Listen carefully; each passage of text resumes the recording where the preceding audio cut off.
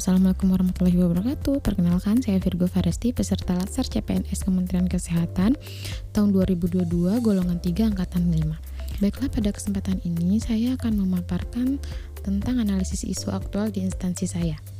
Baiklah, sebelum kita masuk ke analisis isu, kita perlu mengetahui apa itu isu.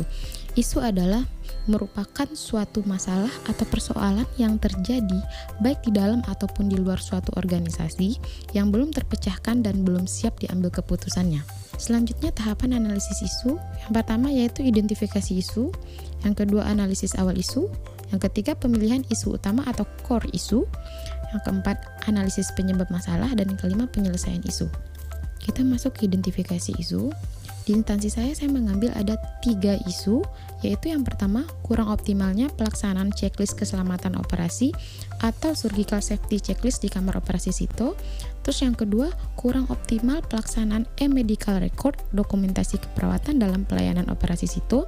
Yang ketiga, kurang optimalnya pelaksanaan cuci tangan bedah sesuai SPO. Analisis awal isu.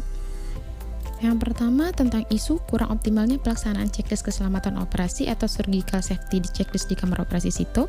Saya mengambil isu ini dilatar belakangi karena masih belum 100%-nya capaian pegawai yang melakukan checklist keselamatan pasien. Ini bisa mengakibatkan kerugian kepada pasien, rumah sakit, dan pegawai, karena dengan tidak dilakukannya checklist keselamatan pasien ini bisa mengakibatkan terjadinya KPC di rumah sakit. Dengan kejadian itu, pegawai dan instansi bisa dituntut secara hukum, terjadinya malpraktek, pelayanan rumah sakit terjadi menurun, nama baik rumah sakit dipertaruhkan, rumah sakit menjadi sepi. Yang kedua yaitu isu kurang optimalnya pelaksanaan e-medical record dokumentasi keperawatan dalam pelayanan operasi SITO. Dengan adanya perubahan ini, membuat banyak pegawai yang bisa dikatakan usianya di atas 40 tahun atau pegawai yang mau pensiun sulit untuk melakukan perubahan tersebut. Hal tersebut dibuktikan dengan sedikitnya pendokumentasian secara tepat dan dengan alasan mereka tidak mampu mengoperasikan pendokumentasian secara elektronik. Yang ketiga yaitu isu kurang optimalnya pelaksanaan cuci tangan bedah sesuai SPO. Di sini masih belum 100%-nya capaian cuci tangan bedah sesuai SPO. Ini jika dilakukan secara terus-menerus bisa mengakibatkan kerugian kepada pasien, instansi, dan pegawai, seperti infeksi daerah operasi dan menurunnya kinerja pegawai serta bertambahnya hari rawat pasien. Setelah itu kita masuk ke pemilihan isu utama atau core isu dengan menggunakan teknik USG. Teknik USG itu adalah menentukan prioritas masalah dengan metode teknik scoring dan dengan mempertimbangkan 3 komponen. Yang pertama, ada urgensi. Seberapa mendesak suatu isu harus dibahas atau dianalisis dan ditindaklanjuti. Yang kedua, seriousness. Seberapa serius suatu isu harus dibahas dikaitkan dengan akibat yang akan ditimbulkan. Yang ketiga itu growth. Seberapa besar kemungkinan memburuknya isu tersebut jika tidak ditangani segera.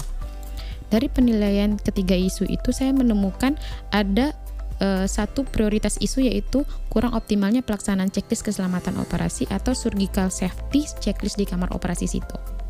Setelah itu saya analisis penyebab dari masalah tersebut menggunakan metode Fishbone. Kurang optimalnya pelaksanaan checklist keselamatan operasi itu bisa disebabkan yang pertama itu kompetensi petugas yang berkurang, kurangnya kesadaran atau kepekaan. Setelah itu suasana kerja yang tidak mendukung, budaya kerja yang buruk, SDM yang kurang bila pasien yang overload, SDA yang kurang memadai, sosialisasi yang kurang, SPO yang belum berjalan dengan baik. Setelah itu yaitu penyelesaian isu. Yang pertama yaitu penilaian terhadap tingkat pengetahuan perawat tentang checklist keselamatan pasien. Yang kedua yaitu kita menggunakan resosialisasi tentang checklist keselamatan pasien dengan rutin agar bisa hadir semua tanpa ada kendala. Kita bisa untuk memilih melakukannya dengan via Zoom. Kenapa kita memilihnya via Zoom? Karena untuk mengumpulkan pegawai itu sangat susah sekali. Karena di kamar operasi SITO itu kita ada jadwal dinasnya itu 3 shift. Jadi untuk sosialisasi ini bisa diterima di semua pegawai, jadi kita gunakanlah via Zoom. Yang ketiga yaitu pemberian reward terhadap pegawai yang melakukan checklist keselamatan pasien. Yang keempat, memberikan sanksi kepada karyawan yang tidak melakukan checklist keselamatan pasien. Dan yang kelima yaitu melakukan pengawasan melalui WhatsApp group dari atasan dengan cara mengevaluasi setiap shift-nya. Terima kasih, hanya itu yang dapat saya sampaikan. Assalamualaikum warahmatullahi wabarakatuh.